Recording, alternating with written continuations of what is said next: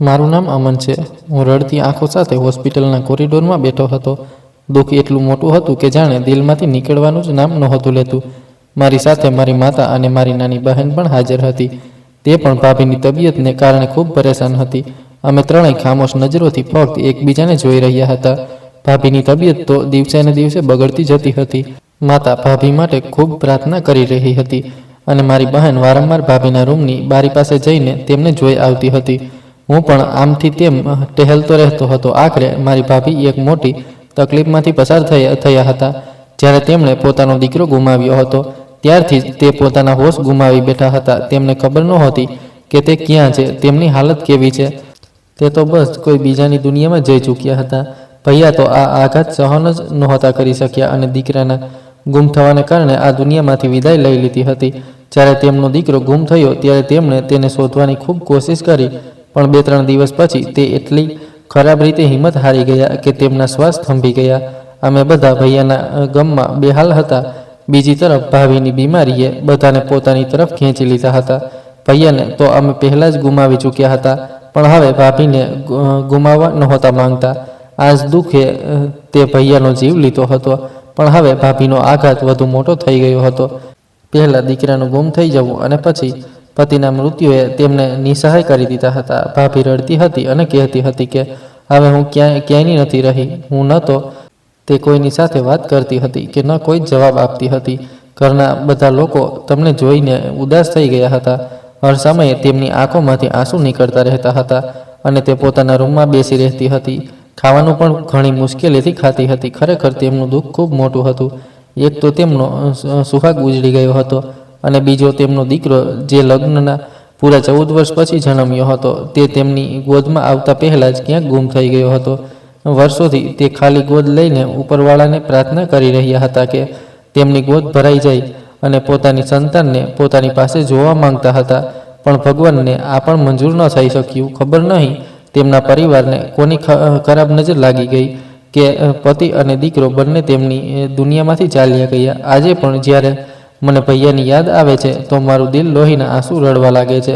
મારા બિચારા ભૈયા, જેમણે પોતાની પત્નીની સાથે સાથે પોતે પણ સંતાન થવાની પૂરા 14 વર્ષથી રાહ જોઈ હતી, તે પોતાના બાળકને ગળે લગાવ્યા પહેલાં જ આ દુનિયામાંથી વિદાય લઈ લીધી હતી.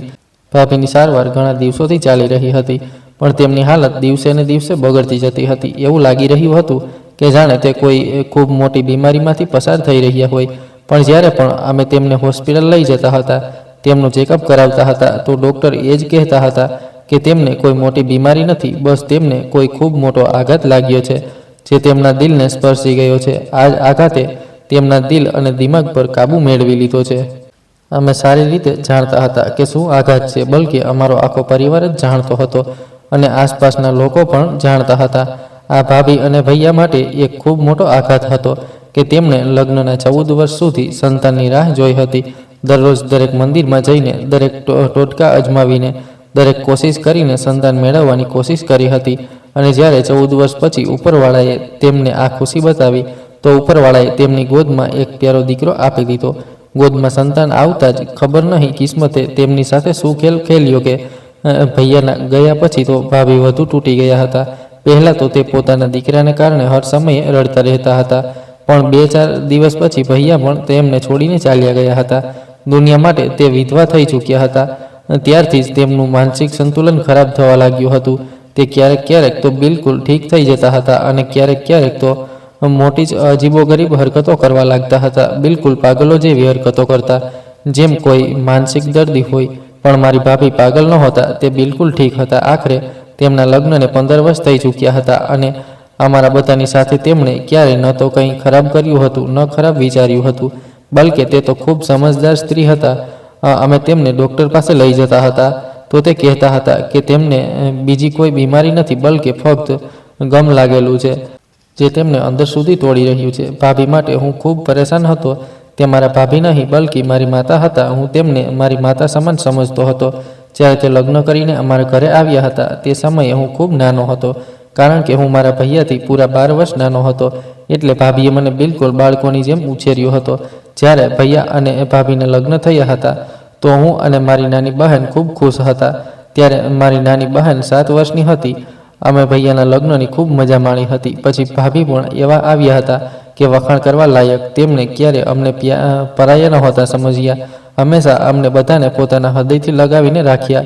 આખા મહોલ્લામાં તેમના વખાણ થતા હતા. લોકો મારી માતાને કહેતા હતા કે તમારી વહુ ખૂબ સારી છે. ખરેખર મારી ભાભી જેવી સ્ત્રી આ આખી દુનિયામાં ક્યાંય નહોતી.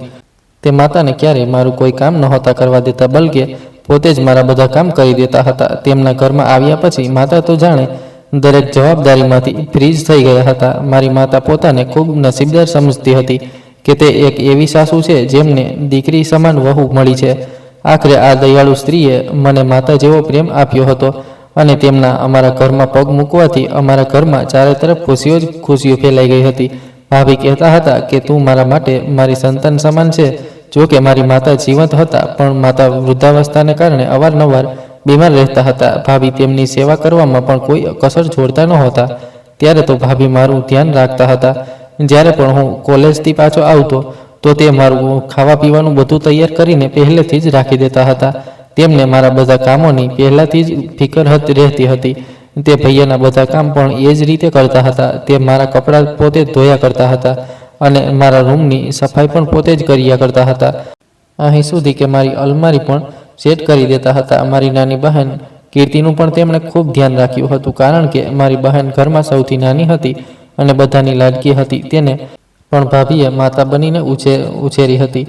ભાભી અમારા માટે માતાથી પણ વધારે હતા. અમારી માતા શરૂઆતથી જ હૃદયના દર્દી હતા. તે હર સમયે જ બીમાર રહેતા હતા. જ્યારે મારા પિતાનું મૃત્યુ ભૈયાના લગ્નથી થોડા મહિના પહેલાં જ થયું હતું. જ્યારે અમે ભૈયા ભાભીના લગ્નની તૈયારીઓ કરી રહ્યા હતા અને અચાનક તબિયત બગડવાને કારણે પિતાજીનું મૃત્યુ થઈ ગયું. તે સમયે હું વધારે મોટો તો નહોતો. ભૈયા યુવાન હતા, સારું ખરાબ બધું જાણતા હતા. તેમણે અમને બધાને પિતાજીના મૃત્યુના આઘાતમાંથી બહાર કાઢ્યા હતા અને પછી ઘરની પૂરી જવાબદારી પોતાના ખભા પર લઈ લીધી હતી અને અમારા બંને ભાઈ બહેનના માથા પર પિતા બનીને હાથ રાખ્યો હતો.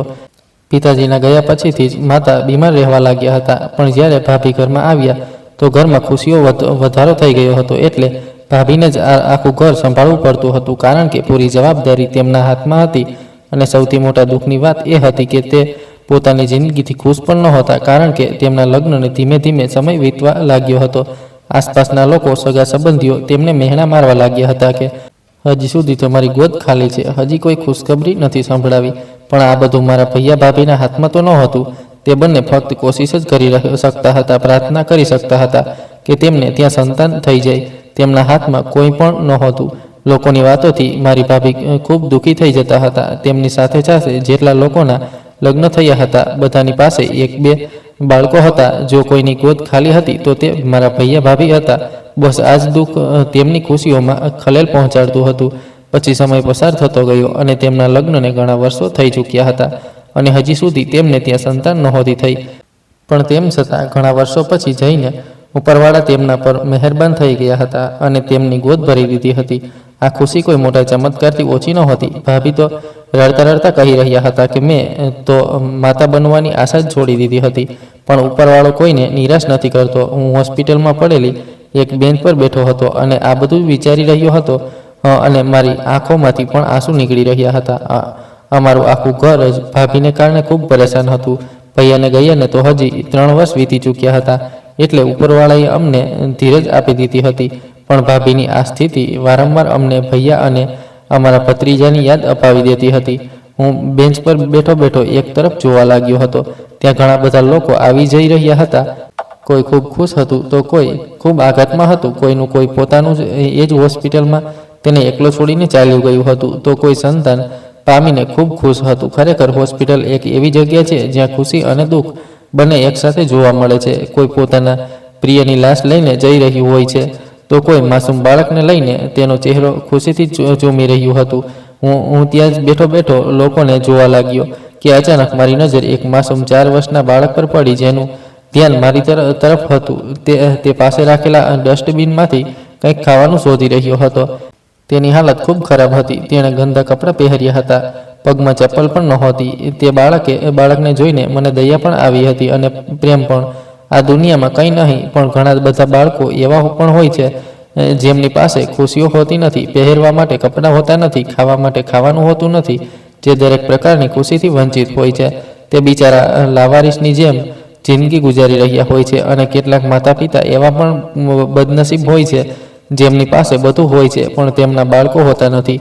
તે નાના બાળકની આવી હાલત જોઈને મારી આંખોમાંથી આંસુ નીકળવા લાગ્યા હતા, કારણ કે તે બાળક પણ લગભગ 4-5 વર્ષની ઉંમરનો જ હતો. હું વિચારી રહ્યો હતો કે જો આજે મારો ભત્રીજો પણ મારી પાસે હોત તો તેની ઉંમર પણ લગભગ આટલી જ હોત. મારું મન કરવા લાગ્યું હતું કે તે બાળકની પાસે જતો રહું અને તેને કંઈક ખાવાનું પણ લાવી આપું, કારણ કે તે ડસ્ટબિનમાંથી ખાવાનું શોધી રહ્યો હતો. અને જો તેને ખાવાનું ત્યાં જ મળી જાય તો પછી તે બિચારો એ જ બિન આરોગ્યપ્રદ ખાવાનું ખાઈ લેત, જેનાથી તેના શરીરમાં બીમારીઓ પણ પેદા થઈ શકતી હતી. કદાચ તે આ જ રીતે પોતાનો ગુજારો કરતો હશે.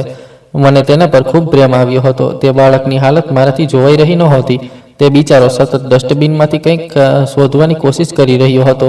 તેનું પૂરું ધ્યાન તેના પર જ લાગેલું હતું. સ્પષ્ટ દેખાઈ રહ્યું હતું કે તે ખાવાનું કંઈક શોધી રહ્યો છે. મારાથી સહન ન થયું તો હું ઊભો થઈને ધીમા ધીમા પગલે ચાલતો તેની પાસે જતો રહ્યો.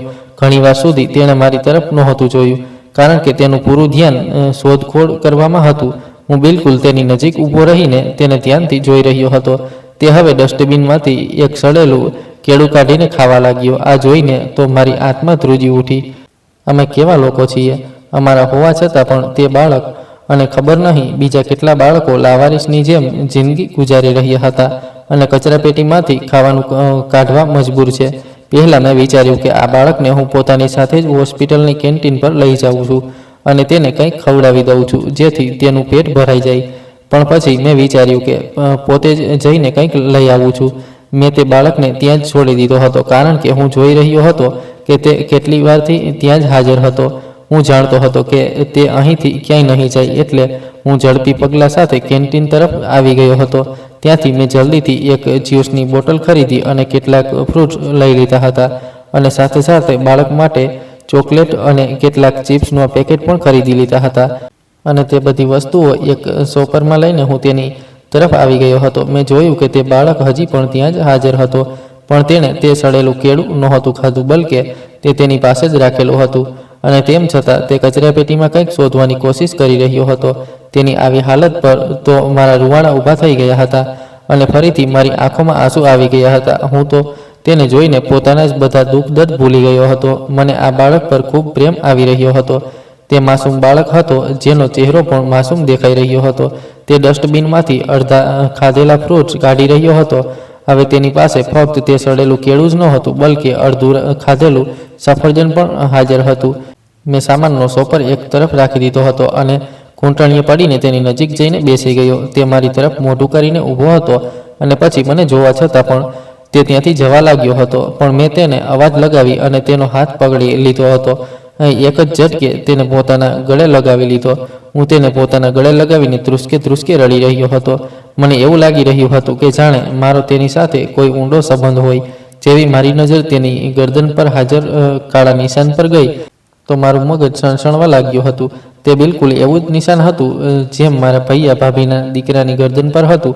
મતલબ કે મારા ભત્રીજાની ગરદન પર પણ બિલકુલ આવું જ નિશાન હતું. તેના જન્મ પછી જો મારો ભત્રીજો સંજુ આજે મારી પાસે હોત તો તે પણ આ ઉંમરનો જ હોત. ભૈયા ભાભીએ તેના જન્મ પહેલાં જ તેનું નામ વિચારી લીધું હતું. તેમણે કહ્યું હતું કે જો અમારો દીકરો થયો તો અમે તેનું નામ સંજય રાખીશું અને તેને પ્રેમથી સંજુ બોલાવીશું. ઉપરવાળાએ તેમને દીકરો જ આપ્યો હતો. અમે હોસ્પિટલમાં જ તેનું નામ સંજય રાખી દીધું હતું અને તેને સંજુ કહીને બોલાવવા લાગ્યા હતા. ખબર નહીં કેમ તેને જોઈને મારું મગજ ફાટી રહ્યું હતું. મારી સમજમાં કંઈ આવી રહ્યું નહોતું. આખરે તે મારો ભત્રીજો કેવી રીતે હોઈ શકે છે? અને જો આ તે જ છે તો પછી તે અહીં શું કરી રહ્યો હતો? તેની આસપાસ તો કોઈ પણ નહોતું. તે બિલકુલ લાવારીસની જેમ અહીં તહીં એકલો ફરી રહ્યો હતો. હું ખબર નહીં કેટલી વારથી તેને જોઈ રહ્યો હતો. પછી હું તેને ઊંચકીને તરત જ ભાભીના રૂમ તરફ ભાગ્યો હતો, કારણ કે તે તો ખરેખર ભૈયા ભાભીના લગ્નને 7 વર્ષ થઈ ચૂક્યા હતા. હવે હું એટલો મોટો થઈ ચૂક્યો હતો કે મારો અભ્યાસ પૂરો થઈ ગયો હતો અને હું સ્કૂલમાં ટીચિંગ કરતો હતો. સવારમાં હું તૈયાર થઈને સ્કૂલે જવાની તૈયારી કરી રહ્યો હતો જ્યારે ભૈયાના રૂમ પાસેથી પસાર થયો અને ભૈયા ભાભીની એકબીજા સાથે વાતો કરતા સાંભળ્યા. સુનેના, તું આટલી પરેશાન કેમ થાય છે? જોજે, એકને એક દિવસ ઉપરવાળો આપણી ગોદ જરૂર પડશે, કારણ કે ઉપરવાળાને ત્યાં મોડું છે પણ અંધેર નથી. ભૈયા ભાભીને ખૂબ પ્રેમથી સમજાવી રહ્યા હતા. આખરે ભાભી ખૂબ પરેશાન રહેતા હતા. લોકોના મહેણા તેમને છોડતા નહોતા. મારી બહેન પણ મને ભૈયાના રૂમના દરવાજાની બહાર ઊભેલી જોઈને ત્યાં આવી ગઈ હતી અને પછી અમે બંને તેમની વાતો સાંભળવા લાગ્યા. ત્યારબાદ અમે બંને ભાઈ બહેન આ વાતને નજરઅંદાજ કરતા પોતપોતાના કામમાં વ્યસ્ત થઈ ગયા હતા. સાંજે જ્યારે હું ઘરે આવ્યો તો અમે બધા સાંજની ચા પીવા લાગ્યા હતા. જ્યારે પડોશીનું બાળક દોડતું દોડતું અમારા ઘરે આવ્યું, કારણ કે કદાચ તે બહાર ક્રિકેટ રમી રહ્યા હતા અને તેમનો બોલ અમારા ઘરની અંદર આવી ગયો હતો. એટલે કે તે બાળક બોલ લેવા માટે આવ્યો હતો. તે બાળક બોલ લઈને તો જતો રહ્યો હતો, પણ ભાભી તે બાળકને જોઈને ઊંડો શ્વાસ લઈને રહી ગયા હતા. આ બાળકને જોઈને તેમની આંખોમાંથી આંસુ નીકળી આવ્યા હતા, કારણ કે તેમના લગ્નને પૂરા 7 વર્ષ વીતી ચૂક્યા હતા, પણ હજી સુધી તેમની પાસે કોઈ સંતાન નહોતી. તેમની આંખોમાં આંસુ જોઈને ભૈયા સવારની જેમ ફરીથી તેમને સમજાવવા લાગ્યા હતા, કારણ કે અવારનવાર ભાભી બાળકોને જોઈને અને લોકોના મહેણા સાંભળીને આ જ રીતે ઉદાસ થઈ જતા હતા. ભાભીને લાગતું હતું કે હવે ખૂબ સમય થઈ ગયો છે, એટલે તે કોઈ પણ વાત સમજી રહ્યા નહોતા અને બસ આંસુ વહાવી રહ્યા હતા.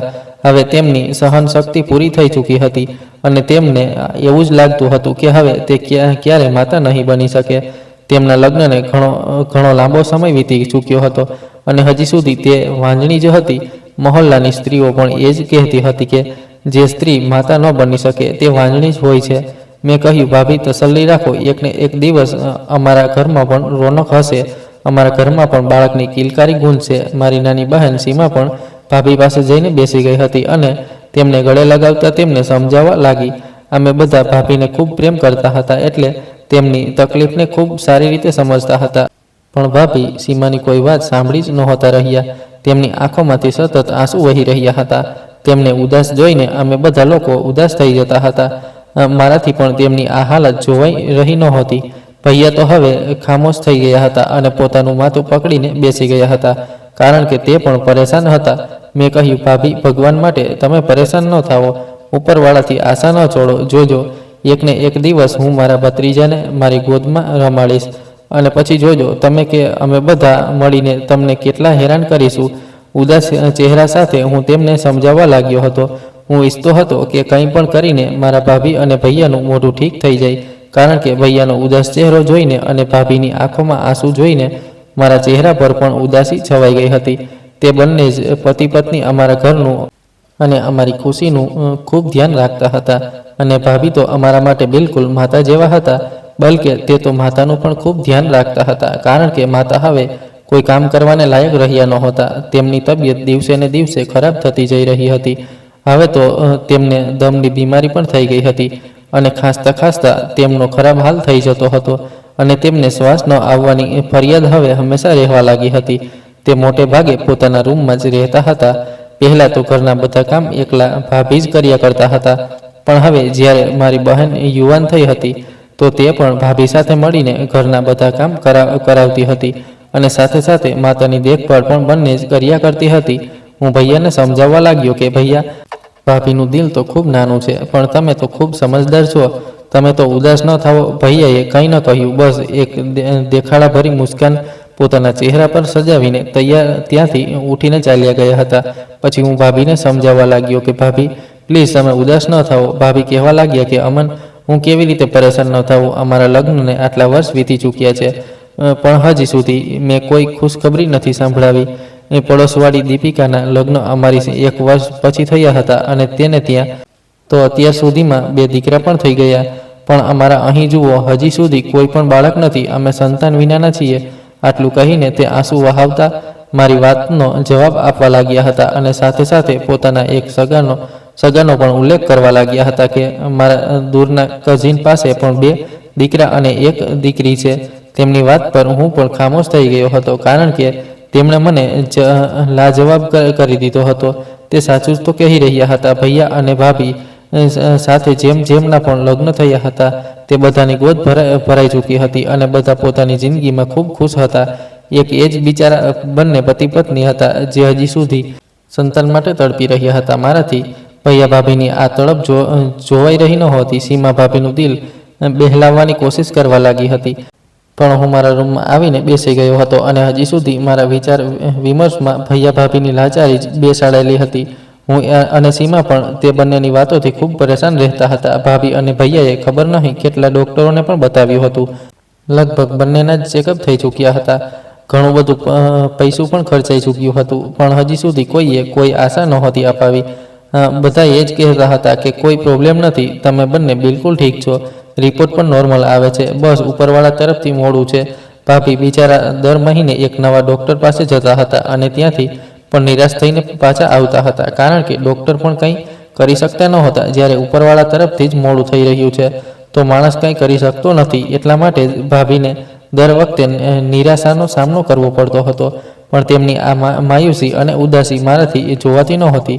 તે બિલકુલ મને મારી માતાની જેમ લાગતા હતા. ભૈયા મારાથી મોટા હતા. પિતાજીના ગયા પછી અમારા બધાનું ધ્યાન તેમણે જ તો રાખ્યું હતું, પણ હવે તે બંને પોતે જ ખૂબ પરેશાન હતા. અમારી દરેક ખુશીનું ધ્યાન તેમણે રાખ્યું હતું. અમારી દરેક જરૂરિયાતને તેમણે પૂરી કરી હતી, પણ તેમની જે જરૂરિયાત અમે પૂરી કરી શકતા નહોતા, ફક્ત તેમના માટે પ્રાર્થના જ કરી શકતા હતા. મને આજે પણ તેમના લગ્નનો તે દિવસ યાદ છે, જ્યારે ભૈયા વરરાજા બનીને ભાભીને ઘર લઈ જવા માટે તૈયાર ઊભા હતા. માતા તો વારંવાર તેમની નજર ઉતારી રહ્યા હતા. હું અને સીમા ખૂબ ખુશ હતા.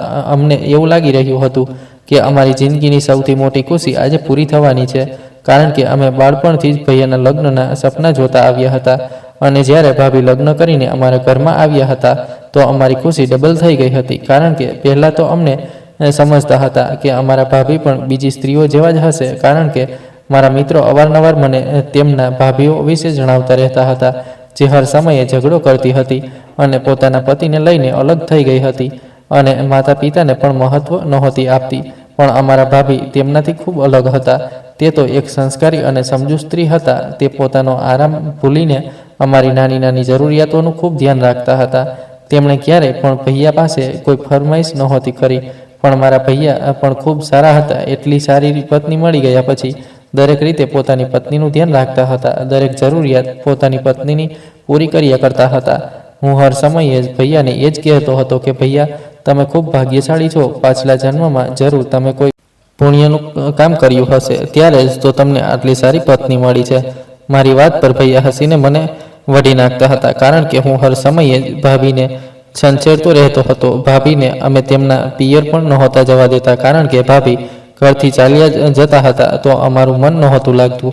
અવારનવાર ભાભીને પોતાના પિયરવાળાઓની યાદ આવતી તો અમે ભાભીના આખા પરિવારને પોતાના ઘરે જમવા માટે આમંત્રિત કરી દેતા હતા અને બધા મળીને રસોઈ બનાવ્યા કરતા હતા. ભાભીના ઘરવાળા પણ ખૂબ ખુશ રહેતા હતા કે તેમની દીકરી સાસરિયામાં ખૂબ ખુશ છે. ભાભી પોતાના પરિવારવાળાઓને જોઈને ખુશ થઈ જતા હતા અને ક્યારેક ક્યારેક પોતાના પિયર જતા તો ત્યાં જઈને તેમને અમારા બધાની ખૂબ યાદ આવતી હતી. બસ આ રીતે અમારી ખુશાલ જિંદગી વીતી રહી હતી અને લગ્નના 2 વર્ષ ખૂબ આરામથી વીતી ગયા હતા. અમે બધા ખૂબ મેલ મોહબ્બતથી રહેતા હતા.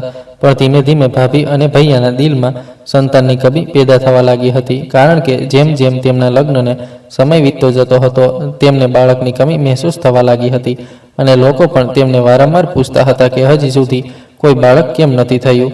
દરેક પરિણીત પતિ પત્નીની ચાહત હોય છે કે ઉપરવાળો જલ્દીથી જલ્દી તેમની ગોદ ભરી દે, કારણ કે જો સંતાન ન હોય તો માણસને પોતાની જિંદગી જ બેમતલબ અને ફીકી લાગે છે. સંતાન તે હોય છે જે જો કોઈ પરિણીત યુગલ પાસે હાજર ન હોય તો તેમની જિંદગીની બધી મજા જ ખતમ થઈ જાય છે. મને મારા રૂમમાં આવેલા 2-3 કલાક વીતી ચૂક્યા હતા. એ જ સમયે સીમા આવી અને કહેવા લાગી, ભૈયા આવી જાઓ, ભાભી તમને જમવા માટે બોલાવી રહ્યા છે. તે મને જણાવીને ચાલી ગઈ હતી. મને મારા ભાભીની બહાદુરી પર ગર્વ મહેસૂસ થવા લાગ્યો હતો કે હજી તો તે કોઈ રીતે હાથ પગ છોડીને બેઠા હતા અને હવે ખાવાનું તૈયાર કરીને મને બોલાવી રહ્યા હતા. હું મારી આંખોમાંથી આંસુ સાફ કરતો બહાર નીકળી આવ્યો હતો. મેં જોયું કે ભાભી બિલકુલ સ્ફૂર્તિથી ડાઇનિંગ ટેબલ પર ખાવાનું લગાવી રહ્યા હતા. તેમના દિલમાં દુઃખ જરૂર હતું, પણ તેમણે પોતાના ચહેરા પર અમને બધાને તસલ્લી આપવા માટે મુસ્કાન સજાવી લીધી હતી. પછી તે ખાવાનું ખાવા માટે બેસી ગયા હતા અને તેમની સાથે ભૈયા પણ બેઠા હતા. સીમા માતાને ખાવાનું આપવા માટે ગઈ હતી, કારણ કે માતા પોતાના રૂમમાં જ ખાવાનું ખાતા હતા અને અમે ચારેય એકસાથે બેસીને ઘરના હોલમાં ડાઇનિંગ ટેબલ પર ખાવાનું ખાતા હતા. હું ભૈયાની બાજુવાળી ખુરશી પર બેસી ગયો હતો. થોડીવાર પછી સીમા માતાને ખાવાનું આપ્યા પછી પાછી આવી ગઈ હતી. ભાભી એક ખૂબ જ બહાદુર અને ધીરજવાળી સ્ત્રી હતી. ક્યારેક ક્યારેક તો તે હિંમત હારી બેસતી હતી, પણ તેમ છતાં પોતાને સંભાળીને ઘરના બધા કામોમાં વ્યસ્ત થઈ જવું તેમની આદતમાં સામેલ થઈ ગયું હતું. હવે હું પણ તેમની આંખોમાં ઉદાસી જોઈ શકતો હતો. જરૂર તે હસી રહ્યા હતા, પણ તેમની આંખો દુઃખનો મેસેજ આપી રહી હતી. હું ખાવાનું ખાઈને પાછો મારા રૂમમાં આવી ગયો હતો. ભૈયા પણ ત્યાંથી ઉઠીને ચાલ્યા ગયા હતા. ભાભી અને સીમા વાસણ સંકેલવા લાગ્યા હતા. બીજી સવારે જ્યારે હું ઉઠ્યો તો ભાભી નાસ્તો તૈયાર કરી ચૂક્યા હતા. નાસ્તો કર્યા પછી હું મારા સ્કૂલ માટે રવાના થઈ ગયો હતો અને સીમા કોલેજ માટે અને ભૈયા ઓફિસ ચાલ્યા ગયા હતા. માતા મોટે ભાગે પોતાના રૂમમાં જ હોતા હતા. દવા ખાઈને સૂઈ જતા અથવા પછી થોડી ઘણી વાર જાગતા તો ભાભી સાથે વાતો કરતા રહેતા હતા. પણ ફરીથી આ વીરાની અને ઉદાસીએ તેમને ઘેરી લીધા હતા, કારણ કે અમારા બધાના ગયા પછી તેમને એકલતા મહેસૂસ થતી હતી. ભાભી બિચારા ઘરમાં રહીને પોતાની અધૂરી જિંદગી પર આંસુ વહાવતા રહેતા હતા.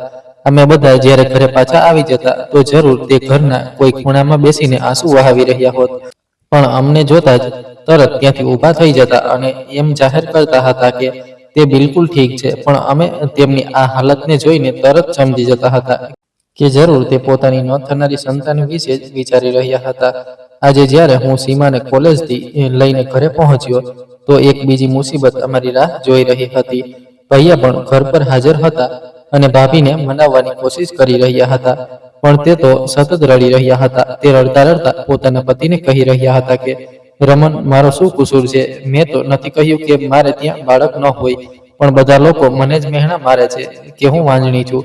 આ વાત સાંભળીને હું અને સીમા જલ્દી ભાભી અને ભૈયા પાસે પહોંચી ગયા હતા. મેં ભાભીને પૂછ્યું, શું વાત છે ભાભી? તમને કોણે સંતાન ન થવાનું મહેણું માર્યું? મારી વાત સાંભળીને તે ખામોશ થઈ ગયા, પણ ભૈયાએ જણાવ્યું કે આજે મહોલ્લાના દેવિકાજી આવ્યા હતા, જેમણે તારા ભાભીને વાતોમાં કહ્યું કે તું અમારા ઘરે ન આવતી. અમારા ઘરમાં પણ વહુ દીકરીઓ છે, તું વાંજણી છે, તારો અસર અમારી વહુ દીકરીઓ પર પડશે તો તે પણ તારા જેવી સંતાન વિનાની રહેશે. અને સાથે જ એ પણ કહ્યું કે તારામાં ઘણી બધી ખામીઓ છે, એટલે જ તને બાળક નથી થઈ રહ્યું અને આગળ પણ નહીં થાય. નહીંતર લગ્નને આટલો સમય વીતી ચૂક્યો છે. ગોદ ભરાવાની હોત તો ભરાઈ જાત. જો કે આ સતંદર ખોટું હતું, કારણ કે ડોક્ટર કહી ચૂક્યા હતા કે ભાભીમાં કોઈ સમસ્યા નથી, તે બિલકુલ ફિટ છે. અને ન તો મારા ભૈયામાં કોઈ પરેશાની હતી, બલકે દરેક ડોક્ટર એ જ કહેતા હતા કે ઉપરવાળા તરફથી જ મોડું છે, પણ લોકોને મહેણા મારવાથી જ ફુરસદ નહોતી. આજથી 2-4 મહિના પહેલા પણ મહોલ્લાની એક સ્ત્રી અમારા ઘર પર આવી હતી. તે સમયે હું પણ ઘર પર હાજર હતો. તેણે ભાભીને ખબર નહીં શું શું વાતો કહી હતી. ભાભીએ તેમને વળતો કોઈ જવાબ નહોતો આપ્યો, કારણ કે તે એવા જ હતા. કોઈ જો તેમનું ખોટું પણ કહેતું તો તે ખામોશીથી સાંભળી લેતા હતા. પણ ત્યારે તે ખૂબ રડ્યા હતા અને તેમણે પોતાના રૂમમાં બંધ કરી દીધા હતા. તે દિવસે ભૈયાએ ખૂબ મુશ્કેલીથી તેમને સમજાવી પટાવીને બહાર કાઢ્યા હતા, પણ આજે તો તે કોઈના પણ હાથમાં આવી રહ્યા નહોતા અને બસ રડી જ રહ્યા હતા. મેં કહ્યું, ભાભી, તમે કેમ લોકોની વાતોનું ખોટું લગાડીને ઉદાસ થાઓ છો? લોકોનું તો કામ જ છે ફક્ત બોલવાનું. તમે કોઈની વાતો પર કોઈ ધ્યાન ન આપો. હું આગળ વધીને ભાભીને સમજાવવાની કોશિશ કરવા લાગ્યો હતો, પણ તે તો તોય આંસુ વહાવી રહ્યા હતા. તેમણે કહ્યું, અમન, લોકો સાચું કહે છે, એમાં મારી જ ભૂલ છે. હું જ વાંજણી છું. મેં જ તારા ભૈયાને પિતા બનવાની ખુશી નથી આપી. તે આંસુ વહાવતા ખબર નહીં શું શું બોલી રહ્યા હતા. ભૈયા તેમની બિલકુલ બાજુમાં જ બેઠા હતા અને તેમને ખભાથી પકડીને સમજાવી રહ્યા હતા. મારા ભૈયા ભાભીને ખૂબ પ્રેમ કરતા હતા, એટલે હંમેશા ક્યારેય તેમના દિલમાં પોતાની પત્નીને લઈને કોઈ ખોટો ખ્યાલ નહોતો આવ્યો. ઘણી વાર સુધી તે ભાભીને સમજાવતા રહ્યા. પછી ભૈયાએ અમને ત્યાંથી જવાનો ઈશારો કરી દીધો તો હું અને સીમા ખામોશીથી ત્યાંથી આવી ગયા હતા, કારણ કે અમે જાણતા હતા કે ભૈયા તેમને સમજાવી લેશે. સમય ખૂબ ઝડપથી પસાર થતો જઈ રહ્યો હતો, પણ હજી સુધી ઉપરવાળો ભૈયા અને ભાભી પર મહેરબાન નહોતો થયો. પછી લગ્નને 10 વર્ષ વીતી ગયા. હું મારા રૂમમાં બેઠો હતો અને બાળકોને ટ્યુશન ભણાવી રહ્યો હતો, ત્યારે અચાનક મને બહારથી ઊંચા અવાજો આવવા લાગ્યા હતા. મારું દિલ ફરીથી ડરી ગયું હતું, કારણ કે ભાભી હર સમયે જ બાળક ન થવાને કારણે આ જ રીતે રડતા રહેતા હતા. મેં સમજ્યું કે આજે પણ તે રડી રહ્યા હશે, પણ અચાનક મને ભૈયા અને સીમાના હસવાનો અવાજ આવવા લાગ્યો. મારો રસ વધી ગયો તો હું દોડતો રૂમની બહાર નીકળી આવ્યો હતો. મેં જોયું કે સીમાના હાથમાં મીઠાઈનો ડબ્બો હતો, જેમાંથી તે પોતાની પસંદની મીઠાઈ ખાઈ રહી હતી. અને આજે મોટી હેરાનીની વાત હતી કે માતા પણ પોતાના રૂમમાંથી બહાર નીકળીને ભાભી પાસે સોફા પર બેઠા હતા. તેમનો ચહેરો પણ ખુશીથી ચમકી રહ્યો હતો. 2 મિનિટની અંદર જ હું સમજી ગયો હતો કે જરૂર કોઈ ખુશખબરી છે. હું ઝડપી પગલા સાથે ચાલતો તેમની પાસે પહોંચી ગયો હતો અને કહેવા લાગ્યો, શું કોઈ મને પણ જણાવશે કે આખરે શું વાત છે? આખરે કઈ વાતની મીઠાઈ ખવાઈ રહી છે? મેં જતાની સાથે જ ભૈયાને સવાલ કર્યો તો તે હસવા લાગ્યા હતા અને કહેવા લાગ્યા કે અમન, આજે અમારી જિંદગીનો સૌથી મોટો દિવસ છે. એમ સમજી લે કે આજે અમારા ઘરમાં જિંદગીની સૌથી મોટી ખુશીએ પગ મૂક્યો છે. તારા ભાભી માં બનવાના છે. અમે લોકો હમણાં જ હોસ્પિટલથી પાછા આવ્યા છીએ. ડોક્ટરે અમને આટલી મોટી ખુશખબરી આપી છે જેની અમે આખી જિંદગી રાહ જોઈ હતી. ભૈયાના મોઢેથી આ વાત સાંભળીને તો હું દોડતો આવી ગયો હતો અને તરત ભૈયાને ગળે લગાવી લીધો. આખરે આટલા વર્ષો પછી આ ખુશખબરી મળી હતી કે ભાભી માં બનવાના છે. મેં સીમાના હાથમાંથી મીઠાઈનો ડબ્બો લઈ લીધો અને સોફા પર બેસી ગયો હતો. આજ પહેલા મેં મારી જિંદગીમાં આટલી મીઠાઈ ક્યારેય નહોતી ખાધી, પણ આજની તો ખુશી જ કંઈક એવી હતી કે હું મારા હાથ જ રોકી નહોતો શક્યો. ભૈયા અને ભાભીનો ચહેરો તો ખુશીથી ચમકી રહ્યો હતો. તે બંનેના પગ જમીન પર નહોતા. બંને પર એવી મુસ્કાન હતી જે મેં ક્યારેય મારી જિંદગીમાં પહેલા નહોતી જોઈ. હું ભાભીને જોઈને ખૂબ ખુશ થયો હતો, કારણ કે હવે તેમની જિંદગીમાં ફૂલ ખીલવાનું હતું. પણ કોઈ પણ આ નહોતું જાણતું કે આ ખુશી ફક્ત થોડા સમય માટે જ છે, કારણ કે સમય ખૂબ ઝડપથી પસાર થઈ રહ્યો હતો. અમે પ્રેગ્નન્સીના દિવસોમાં ભાભીનું દરેક રીતે ધ્યાન રાખ્યું હતું. મારી બહેને ભાભી પાસે ઘરનું કોઈ કામ નહોતું કરાવ્યું. જો કે તે કામ કરવા માંગતા હતા, પણ અમે બધાએ તેમને કહ્યું હતું કે તમારે પોતાનું ખૂબ ખૂબ ધ્યાન રાખવું છે. પછી વીતતા સમયની સાથે ભાભીની ડિલિવરીનો સમય પણ આવી ગયો હતો, જેમાં 2 મહિના જ બાકી રહી ગયા હતા. ભૈયા તેમનું ખૂબ ધ્યાન રાખતા હતા અને સીમા ભૈયા સાથે મળીને માર્કેટ જઈને બાળક માટે ખૂબ બધી ખરીદી કરતી હતી. હું પણ જ્યારે ઘરે આવતો તો તેમના માટે ઢગલાબંધ ફ્રૂટ્સ લઈને જતો હતો. ડોક્ટરે કહ્યું હતું કે ભાભીને ફ્રૂટની ખૂબ જરૂર છે. અમને આ વાતથી કોઈ સમસ્યા નહોતી કે અમારા ઘરે દીકરો આવશે કે દીકરી. ભૈયા ભાભીએ તો બાળકોના નામ પણ વિચારી લીધા હતા. ભાભી ભૈયાને કહેતા હતા કે દીકરી થઈ તો તે બિલકુલ મારા પર જશે અને દીકરો થયો તો બિલકુલ તમારા પર જશે.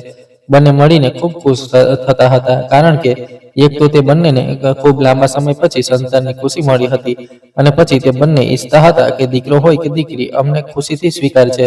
બસ ઉપરવાળો માતા અને બાળક બંનેને સલામત રાખે. સમય પોતાની ગતિ સાથે વીતતો જઈ રહ્યો હતો. જ્યારે હું સ્કૂલથી પાછો આવ્યો તો ભાભીની તબિયત કંઈક ઠીક નહોતી. સીમા અને માતા ભાભીના રૂમમાં જ બેઠા હતા. તે બધા લોકો ભૈયાની રાહ જોઈ રહ્યા હતા, કારણ કે ભૈયા ઓફિસ ગયા હતા. પણ જેવો હું આવ્યો તો મેં માતાને કહ્યું કે હું જ આપ લોકોને હોસ્પિટલ લઈને ચાલું છું. શું ખબર ભૈયાને કેટલી વાર થઈ જાય. હું ભૈયાને ફોન કરીને કહી દઉં છું કે તે હોસ્પિટલ જ આવી જશે. હજી અમે ઘરના દરવાજા પર હતા કે ભૈયા પણ આવી ગયા હતા. મેં તો ટેક્સી પણ બુક કરી લીધી હતી, કારણ કે ગાડી તો ભૈયા પાસે હતી. હું તો મારી બાઇક પર જ સ્કૂલ જતો હતો. પણ જ્યારે ભૈયા આવ્યા તો મેં ટેક્સીવાળાને મોકલી દીધો હતો અને અમે બધા ભૈયાની ગાડીમાં જ બેસીને ભાભીને હોસ્પિટલ લઈ ગયા હતા. ભાભીને ખૂબ દુઃખ થઈ રહ્યું હતું. તેમની તકલીફ જોઈને અમે બધા પણ પરેશાન થઈ રહ્યા હતા. પણ અમે ખુશ પણ હતા, કારણ કે આજે અમારી રાહ પૂરી થવાની હતી. જેવા અમે હોસ્પિટલ પહોંચ્યા તો ડોક્ટરે જણાવ્યું કે બાળકના જન્મનો સમય આવી ગયો છે. અમારા બધાના ચહેરા ખુશીથી ખીલી ઉઠ્યા હતા. ભાભીને ઓપરેશન થિયેટરમાં લઈ જવામાં આવ્યા હતા અને ભૈયા ડોક્ટર તરફથી લખવામાં આવેલી દવાઓ લેવા માટે ફાર્મસી તરફ આવી ગયા હતા. સીમા અને માતા ઓપરેશન થિયેટરની બહાર રાખેલી બેન્ચ પર બેઠા હતા અને ભાભી માટે સતત પ્રાર્થનાઓ કરી રહ્યા હતા. જ્યારે અમે પાછા આવ્યા તો અમે પણ તેમની સાથે બેસીને ભાભી અને બાળકની રક્ષા માટે પ્રાર્થના કરવા લાગ્યા હતા. 2 કલાક વીતી ચૂક્યા હતા, પણ હજી સુધી ડોક્ટરે અમને કોઈ પણ ખુશખબરી નહોતી આપી, કારણ કે આવી પરિસ્થિતિમાં સમય તો લાગે છે. અમે બહાર બેઠા હતા અને ખુશખબરી આવવાની રાહ જોઈ રહ્યા હતા. અચાનક ઓપરેશન થિયેટરનો દરવાજો ખુલ્યો અને એક નર્સ, જેના હાથમાં એક નાનું બાળક પણ હતું, અમારી તરફ આવવા લાગી. આ જોઈને તો અમે બધા બેન્ચ પરથી ઊભા થઈ ગયા હતા. નર્સે આવ્યા પછી તરત જ કહ્યું કે અભિનંદન, દીકરો થયો છે. અને તેણે મુલાયમ રજાઈમાં લપેટાયેલું બાળક ભૈયાની ગોદમાં આપી દીધું હતું. અમે બધા ખૂબ ખુશ થયા હતા. દીકરી હોત તો પણ અમે એટલા જ ખુશ થાત, પણ દીકરાથી ખુશી ડબલ થઈ ગઈ હતી. આજે અમારા ઘરની લગભગ બધી પ્રાર્થનાઓ સ્વીકાર થઈ ગઈ હતી. ભૈયા પોતાના નાના દીકરાને ગોદમાં લઈને રડવા લાગ્યા હતા. આખરે ઘણા વર્ષો પછી પોતાનું બાળક તેમની ગોદમાં આવ્યું હતું. હું આગળ વધ્યો અને તેમના હાથમાંથી મારો ભત્રીજો લઈ લીધો હતો. અને તેને છાતીથી લગાવી લીધો. મારી આંખોમાં પણ આંસુ આવી ગયા હતા. આજે પૂરા 14 વર્ષ પછી અમને આ ખુશખબરી મળી હતી, કારણ કે 2-3 દિવસ પહેલા જ ભૈયા અને ભાભીની એનિવર્સરી વીતી હતી. તેમના લગ્નને પૂરા 14 વર્ષ થઈ ગયા હતા. 14 વર્ષ પછી ઉપરવાળાએ તેમની પરીક્ષાઓ ખતમ કરી દીધી હતી. તે બંને હવે માતા પિતાના ઋતબા પર સામેલ થઈ ચૂક્યા હતા. ભાભીને હજી સુધી હોશ નહોતો આવ્યો, એટલે અમે બધા બહાર બેસીને તેમના હોશમાં આવવાની રાહ જોવા લાગ્યા હતા. તે નાનું બાળક હવે માતાની ગોદમાં હતું. પછી માતાની ગોદમાંથી સીમાએ લઈ લીધો હતો, કારણ કે હજી સુધી તેણે તેને ગોદમાં નહોતું લીધું. અને તે ગુસ્સાવાળી નજરોથી બધાને બોલી રહી હતી, કારણ કે હું મારા ભત્રીજાને માતા પાસેથી પોતાની ગોદમાં લઈ ચૂક્યો હતો અને કોઈને નહોતો આપી રહ્યો. ભૈયા સીમાને જોઈ જોઈને ખુશ થઈ રહ્યા હતા, કારણ કે ઘરમાં સૌથી નાની તે જ હતી. અને તેના પછી પણ હવે એક બીજું નાનું આવી ગયું હતું. પછી મેં તેનો ગુસ્સો ખતમ કર્યો અને તેને પણ બાળક ગોદમાં આપી દીધો. ભૈયા તેની ખુશી જોઈને ખૂબ ખુશ થઈ રહ્યા હતા. તે વારંવાર પોતાના ભત્રીજાને પ્રેમ કરી રહી હતી. આખરે તે પણ તો ભય બની ગઈ હતી. પછી તેણે કહી દીધું કે ભૈયા, આ જુઓ, સંજુની ગરદન પર કોઈ નિશાન છે. ભૈયા અને હું એકબીજા સાથે વાતો કરી રહ્યા હતા, જ્યારે સીમાએ અમને આ નાના બાળકની ગરદન બતાવી, જેનું નામ અમે સંજય રાખી ચૂક્યા હતા, કારણ કે દીકરા દીકરીનું નામ તો ભૈયા ભાભી પહેલા જ નક્કી કરી ચૂક્યા હતા. સીમાની વાત પર અમે બંને જ તેની તરફ ચાલ્યા ગયા હતા. જોયું કે બાળકની ગરદન પર એક કાળો ડાઘ છે. હું તો ખૂબ પરેશાન થઈ ગયો હતો. મારી સમજમાં કંઈ નહોતું આવી રહ્યું કે આ શું છે. પણ ભૈયા હસતા હસતા કહેવા લાગ્યા કે એમાં કોઈ પરેશાની વાળી વાત નથી. કેટલાક બાળકોના શરીર પર ઉપરવાળા તરફથી જ કોઈને કોઈ નિશાન હોય છે. એમાં કોઈ પરેશાની વાળી વાત નથી હોતી. તેમની વાત સાંભળીને તો હું અને સીમા શાંત થયા હતા. માતાએ પણ અમને કંઈક આવું જ જણાવ્યું હતું. પછી રાતના સમયે અમે માતાને ઘરે મોકલી દીધા હતા, કારણ કે તેમની તબિયત ખરાબ થવા લાગી હતી. તે આટલી વાર હોસ્પિટલમાં બેસી નહોતા શકતા. ભૈયાએ પોતાના ઓફિસના ડ્રાઈવર સાથે જ તેમને ઘરે મોકલી દીધા હતા, કારણ કે હું તો મારા ભત્રીજાને આ રીતે હોસ્પિટલમાં એકલો છોડીને જવા નહોતો માંગતો. જો કે ત્યાં ભૈયા અને સીમા પણ હાજર હતા, પણ દિલ નહોતું માનતું કે હું તેને એમ છોડીને ચાલ્યો જાઉં. એટલે હું જીદ કરીને બેઠો રહ્યો હતો અને ભૈયાને ડ્રાઈવરને જ મોકલવો પડ્યો હતો. થોડા કલાક પછી જ ભાભીને પણ હોશ આવી ગયો હતો અને અમે સંજુને લઈને ત્યાં પહોંચી ગયા હતા. ભાભી ખૂબ ખુશ હતા. ખુશીને કારણે તેમની આંખોમાંથી પણ આંસુ નીકળી રહ્યા હતા. ભાભી, હવે તમે કેમ રડી રહ્યા છો? આજે તો અમારી જિંદગીનો સૌથી મોટો દિવસ છે. સીમા તેમના હાથને પોતાના હાથમાં લઈને પસવારવા લાગી અને સાથે સાથે તેમને સમજાવી પણ રહી હતી. ભાભીએ હસતા હસતા તેની વાતનો જવાબ આપ્યો, અરે પાગલ, આ દુઃખના નહીં બલકે ખુશીના આંસુ છે. તો હું અને ભૈયા પણ હસી પડ્યા હતા. ભાભીએ પોતાના નાના દીકરાને ગોદમાં લીધો તો તેમની આંખોમાં આંસુ વધુ ઝડપી વહેવા લાગ્યા હતા.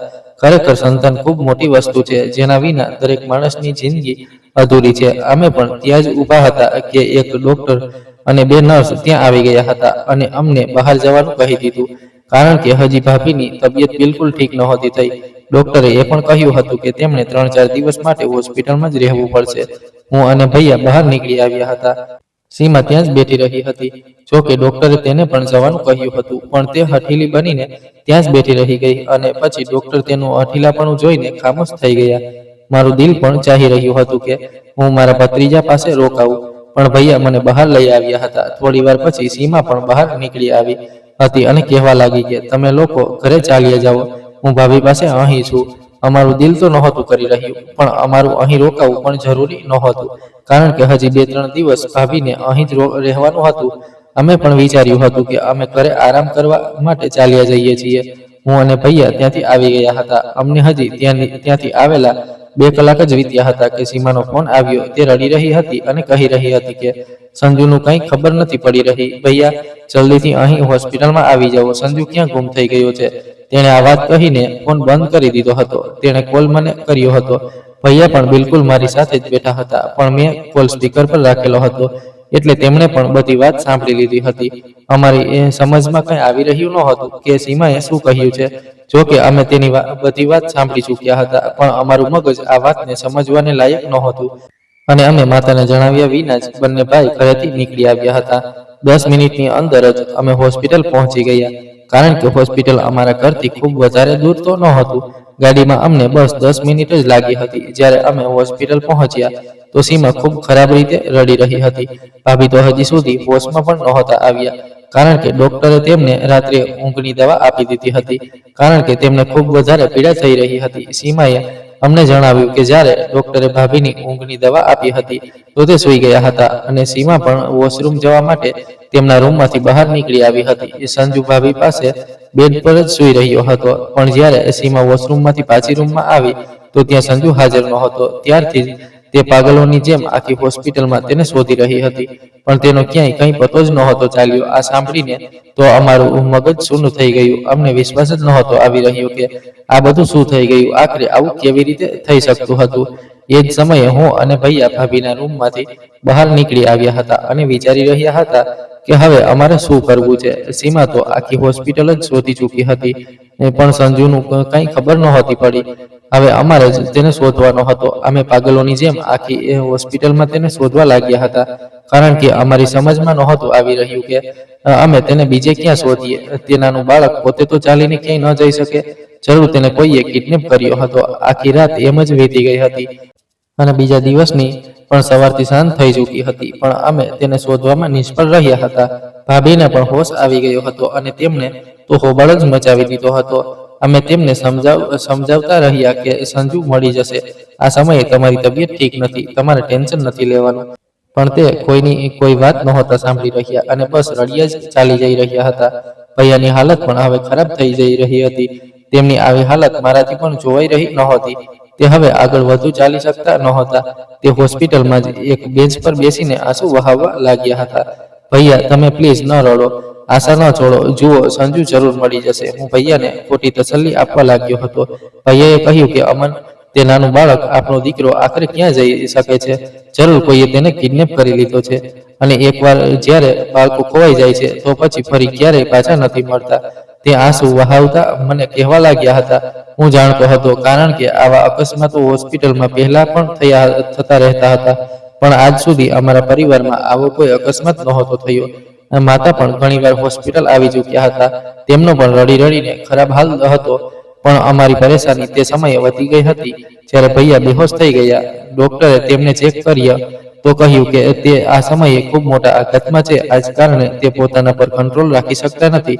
ભૈયાની હાલત બગડતી જઈ રહી હતી. ડોક્ટરે તો ત્યાં સુધી પણ કહી દીધું હતું કે તેમના માટે પ્રાર્થના કરો, કારણ કે તે બિલકુલ જ હિંમત હારી બેઠા છે અને જ્યારે માણસ પોતે જ હિંમત હારી બેસે છે તો કોઈ તેને બચાવી શકતું નથી. ભૈયા વિશે આ બધું સાંભળીને તો અમે બધા ખૂબ વધારે પરેશાન થઈ ગયા હતા.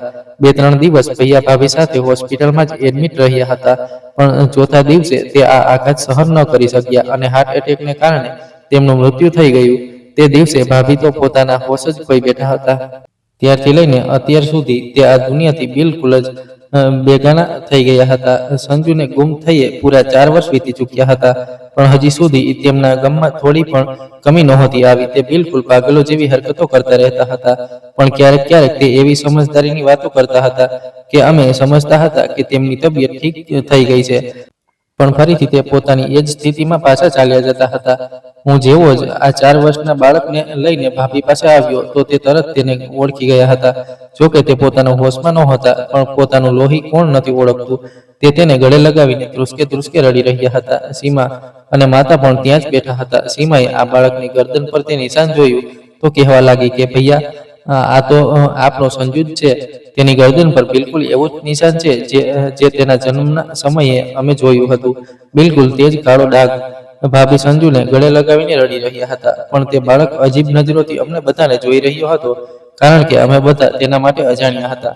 તેને જોઈને તો ભાભીની હાલત બિલકુલ ઠીક થઈ ગઈ હતી, કારણ કે તેમને પોતાના દીકરાના ખોવાઈ જવાનો તો ગમ હતો, પણ હવે તેમને જવાબ મળી ચૂક્યો હતો. પણ હજી પણ એક સવાલ બાકી હતો કે આખરે કોણ કિડનેપ કરીને લઈ ગયું હતું અને હવે કેમ પાછું છોડી ગયું હતું. હજી સુધી હોસ્પિટલના રૂમમાં જ અમે બધા લોકો બેઠા હતા કે અચાનક દરવાજો ખુલ્યો અને પોલીસના 2 ઓફિસર અને તેમની સાથે એક નર્સ અંદર આવતા દેખાયા. આવતાની સાથે જ પોલીસે મને હથકડી લગાવી દીધી.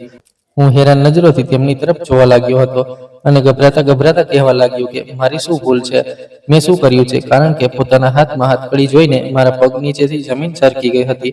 તે નર્સે મને જણાવ્યું કે સંજુ હોસ્પિટલમાં સફાઈ કરતી એક સ્ત્રીનો દીકરો છે. તે સ્ત્રી આજથી 2 મહિના પહેલા મરી ગઈ હતી. ત્યારથી સંજુ અહીં હોસ્પિટલમાં જ રહેતો હતો. હોસ્પિટલનો બધો સ્ટાફ તેને જાણતો હતો કે તે એ જ સ્ત્રીનો દીકરો છે. એટલે જ બધા ક્યારેક ક્યારેક તેને કંઈક ને કંઈક ખવડાવી દેતા હતા. તે લાવારીસની જેમ હોસ્પિટલમાં જ સૂતો હતો. આ વાત સાંભળીને તો મારું દિલ લોહીના આંસુ રડવા લાગ્યું હતું. પણ અમે પોલીસવાળાઓને અમારી તરફની કહાણી જણાવી તો તે પણ અમારી વાત સમજી ગયા હતા. કારણ કે હોસ્પિટલના બધા લોકો જાણતા હતા કે ભાભી 4 વર્ષોથી અહીં આવતા જતા રહ્યા છે. કારણ કે હર સમયે તેમની તબિયત ખરાબ થઈ જતી હતી અને બધા જાણતા હતા કે તેમના બાળકના ખોવાઈ જવાને કારણે તેમની તબિયત આવી થઈ ગઈ હતી. કારણ કે સંજુ પણ આ જ હોસ્પિટલમાં જન્મ્યો હતો. પણ એક ગૂંચ ઉકેલવી હજી પણ બાકી હતી કે તે સ્ત્રીએ સંજુને કેમ ચોર્યો હતો. પછી તે નર્સે એક એવી વાત જણાવી કે અમને અમારા કાન પર વિશ્વાસ નહોતો આવ્યો. તેણે કહ્યું કે તે એક વૃદ્ધ સ્ત્રી હતી જે સફાઈ વગેરેનું કામ કરતી હતી. તેની કોઈ સંતાન નહોતી, પણ એક દિવસ તે એક બાળકને લઈ આવી હતી અને કહ્યું કે કોઈ જાણી જોઈને આ બાળકને હોસ્પિટલમાં છોડી ગયું. ત્યારથી તે સ્ત્રીએ સંજુને પાળવાનું શરૂ કરી દીધું. તેણે બધાને એ જ જણાવ્યું હતું કે તેના માતા પિતા જાણી જોઈને આ બાળકને હોસ્પિટલમાં છોડી ગયા. જો કે આ બધું સતંદર ખોટું હતું. તેણે અમારા સંજુને ચોર્યો હતો. તે સંતાન વિનાની હતી અને પોતાની ગોદ ભરવા માટે સંજુને ચોર્યો હતો. પણ તે એ નહોતી જાણતી કે મારા ભાભી અને ભૈયાએ તો ખબર નહીં કેટલા વર્ષો સુધી આ ખુશીની રાહ જોઈ હતી. પણ હવે બધી હકીકત ખુલીને સામે આવી ચૂકી હતી. પોલીસે મને ત્યાં જ છોડી દીધો હતો. અમારા ગુનેગાર તો હવે આ દુનિયામાં નહોતા રહ્યા. તો અમે કોની પાસેથી બદલો લેતા? થોડા દિવસોની અંદર જ ભાભીની તબિયત ઠીક થઈ ગઈ હતી. તો અમે તેમને ઘરે લઈ આવ્યા હતા. સંજુ શરૂઆતથી અમારી સાથે બિલકુલ પણ વાત નહોતો કરતો અને હર સમયે ખામોશ રહેતો હતો. કારણ કે આ તેના માટે એક નવી જગ્યા હતી. પણ ધીમે ધીમે તે પણ અમારી સાથે જોડાતો ચાલ્યો ગયો. કારણ કે લોહી તો પોતાનો અસર બતાવી જ દે છે. એમ તો તેણે પોતાની જિંદગીના 4 વર્ષ અમારી સાથે નહોતા ગુજાર્યા, પણ તે અમારું લોહી હતો અને તેને અમારી સાથે ભળવામાં વધારે સમય નહોતો લાગ્યો. તેની હાજરીને કારણે ભાભીની તબિયત પણ હવે ઠીક રહેવા લાગી હતી. તેના મળ્યા પછી ફરી ક્યારેય ભાભીની તબિયત ખરાબ નહોતી થઈ, બલકે તેમની જિંદગી જે પહેલા અધૂરી થઈ ચૂકી હતી, હવે દીકરાના મળી ગયા પછી પૂરી થઈ ગઈ હતી. ડોક્ટર પણ કહેતા હતા કે આ હવે બિલકુલ ઠીક થઈ જશે. હજી સુધી તેમનો કોર્સ તો ચાલી રહ્યો હતો, પણ તેમને હુમલા નહોતા આવતા. સમય ઝડપથી વીતતો જઈ રહ્યો હતો. સંજુ પણ હવે મોટો થઈ રહ્યો હતો. પણ આજે પણ મારા દિલમાં ભૈયાના જવાની કમી હાજર છે. જો આજે તે જીવતા હોત અને પોતાના દીકરાને જોતા તો કેટલા ખુશ હોત, પણ તે પોતાના દીકરાને પ્રેમ ન કરી શક્યા. તેને પોતાની ગોદમાં લઈને ઘરે ન લઈ જઈ શક્યા. પણ હવે સંજુ તો અમને મળી ચૂક્યો હતો. ભૈયા આજે જીવતા હોત તો ખૂબ ખુશ હોત. આજ વિચારીને અમારા બધાની આંખોમાંથી આજે પણ આંસુ નીકળી આવે છે અને ભાભી પણ ક્યારેક ક્યારેક ભૈયાને યાદ કરીને ખૂબ રડે છે. પણ પછી પોતાના દીકરાને કારણે તે પોતે જ સંભાળી પણ લે છે. સંજુની ઉંમર હવે પૂરા 10 વર્ષની થઈ ચૂકી છે. માતા પણ હવે આ દુનિયામાં નથી રહ્યા અને મારા પણ લગ્ન થઈ ગયા. મારે 2 બાળકો છે. સીમા પણ પોતાના ઘરની થઈ ગઈ હતી. બધું પોતાની જિંદગી પ્રમાણે ચાલી રહ્યું છે. પણ હજી પણ ક્યારેક મને જો મારા ભૈયાની યાદ આવી જાય છે તો મારી આત્મા કાંપી ઉઠે છે. મારી પ્રાર્થના છે કે ઉપરવાળો કોઈ દુશ્મન સાથે પણ આવું ન કરે, જેવું મારા ભૈયા અને ભાભી સાથે થયું હતું. પહેલા તો તેમણે સંતાન માટે આટલા વર્ષો સુધી રાહ જોઈ, પછી એટલી જ જલ્દી તેમની પાસેથી તેમની આ ખુશી પણ છીનવી લેવામાં આવી હતી. પણ હજી પણ અમે ઉપરવાળાનો આભાર માનીએ છીએ કે ઉપરવાળાએ અમને સંજુ સાથે મેળવી દીધો. જો સંજુ ન મળતો તો કદાચ ભાભી પણ વધારે સમય જીવતા ન રહેતા. તે ઉપરવાળાની એક કસોટી હતી અને કસોટીનો સમય પણ વીતી ચૂક્યો હતો. હવે અમારી જિંદગીમાં ફક્ત ખુશીઓ જ ખુશીઓ હતી. ભાભી તો સંજુને જોઈને જીવતા હતા અને હર સમયે તેની આગળ પાછળ દોડતા રહેતા હતા. તેમની જિંદગી હવે ખૂબ બદલાઈ ચૂકી હતી. પણ હજી પણ ભૈયાની કમી અમને ખૂબ તીવ્રતાથી મહેસૂસ થાય છે. ઉપરવાળો બધાના ભાઈઓને સલામત રાખે. મારી પત્ની પણ ખૂબ સારી સ્ત્રી છે. મારી હંમેશાથી એ જ પ્રાર્થના રહી હતી કે મારી પત્ની બિલકુલ મારા ભાભી જેવી હોય, અને ઉપરવાળાએ મારી પ્રાર્થના સાંભળી લીધી. દોસ્તો, આશા રાખું છું કે તમને અમારી કહાની પસંદ આવી હશે. જો કહાની પસંદ આવી હોય તો વિડીયોને લાઈક કરો. ચેનલ પર નવા હો તો ચેનલને સબસ્ક્રાઇબ કરો અને હા, નોટિફિકેશન બેલને જરૂર દબાવો, જેથી આગામી અપડેટ સૌથી પહેલા તમને મળે. ખૂબ ખૂબ આભાર.